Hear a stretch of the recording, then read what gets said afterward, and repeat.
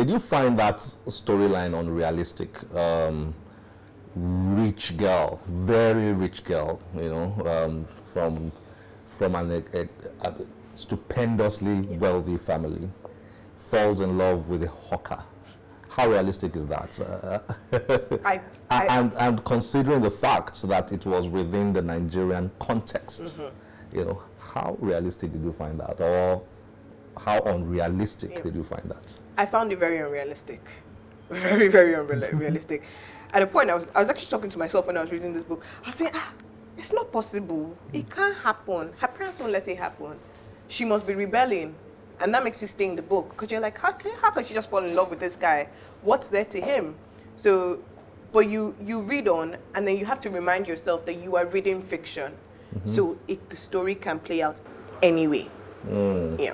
And I think that's very important because fiction is what it is. Fiction. Yes, it is. Fiction is not real. Yes. And it's like watching a movie. It is. You know, the most successful movies are probably the ones with the most incredible stories, the most unreal stories. Everybody wants to watch a Marvel comic-based movie these days. I mean, how real is an Iron Man? For the adventure, for the action. Or an Incredible Hulk or any of those characters. They're not real, but people really enjoy them. You know, and I think while reading a book of fiction like this one, like you just said, it's important to remember that.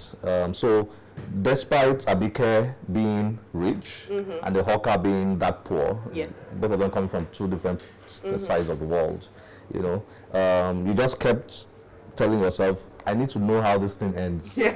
You know, I need to know how it ends, you know. And talking about how it ends then, are you happy with the way the book ended? No, not really. But once again, you remind yourself it's fiction because the way it ends, it's not realistic in a Nigerian society. The way our society is I'm not a feminist or anything, but the way it is that a young woman at that age, I don't want to give away too much about the book, but a young woman at that age coming into power, she must have a very, very, very, very strong personality and character, and she must have the backing of some other older, mature people, because they will never let that happen. It doesn't matter how much your family has put into something. It sounds like I'm talking in code, but I don't want to give away too much. Let's talk about her writing style now. How impressed are you with Chibundu's writing style? Or was it her style of writing, her prose, that got you going, that kept you reading? Or was it primarily the plot?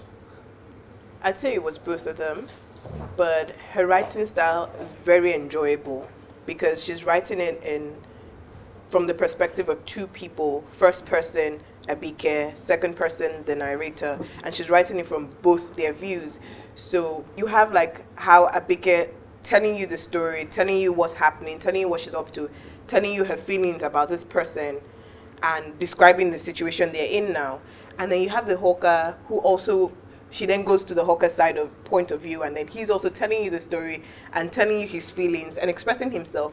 And then you're like, wait, Abike misread what he did, and then he misread what she did. So she gives you an insight into both their ways of thinking and their ways of life. Very enjoyable. Okay. Now, does Chibundu Onuzo typify the modern day creative writer that you'll find in Nigeria, you know, these days? People are talking about the quality of Nigerian books, the quality of Nigerian literature, you know, these days. Does Chibundu typify, you know, those writers that we all should be proud of, and we all should be getting their books to read? She does. She absolutely does. I found, because I like to read outdoors sometimes, so I found that as I was reading, I would raise my head up, and exactly what she was illustrating in the book is what I am seeing in reality. She does that. She's very, very creative in bringing things to life, in you picturing things like the hawkers running on the road or the car slowing down and speeding up, like, and you raise your head up and you're like, oh, that's just happening right in front of me. So it's like she puts it's life in the book. It's like the book is alive. It's because we are here in Lagos. It's alive around us. So if anyone abroad is reading it, they get a fair idea of our town, of our city. Our best writers overseas. Yes. The last book you and I reviewed. Yes. Thread of Gold Beads was written by Nike Campbell Fatoki. Yes, it was. Who lives in the US. Yes. This is written by Chibundu Onuzo, who lives in the UK. Chimamanda Adichie lives in the US. Tedru Cole. Oh. Yeah, and we can go on and on, you know, listing them. We do have a lot of brilliant writers that are local. I mean, Lola Shonen is here, and the rest of quite a number we can. But what's your take on that? Do our best writers generally live overseas? First off, let me say, Chibundu was born and raised in Lagos, and it was when she was about 14 that she moved over to England.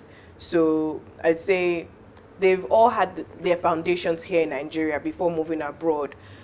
But what I think we need to do as Nigerians is we need to appreciate our writers more.